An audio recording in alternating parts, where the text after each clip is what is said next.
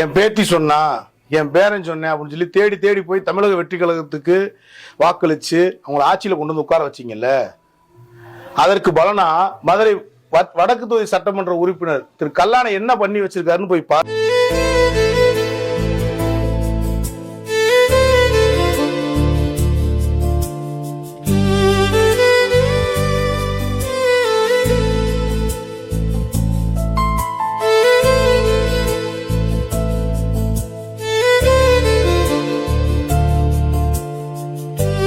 நான் வாங்கிய அந்த 2 மாத சம்பளத்தில் கிட்டத்தட்ட 18 குழந்தைகளுக்கு அவர் ஒரு கல்வி தகுதிக்கு ஏற்றாற் போல 2,06,200 ரூபாய் அவர்களுக்கே வழங்கிய மதிப்பிற்குரிய மாண்புமிகு சட்டமன்ற உறுப்பினர் விஜய் அன்பன் திரு கல்லானை அவர்களுக்கு மனமார்ந்த வாழ்த்துக்கள்.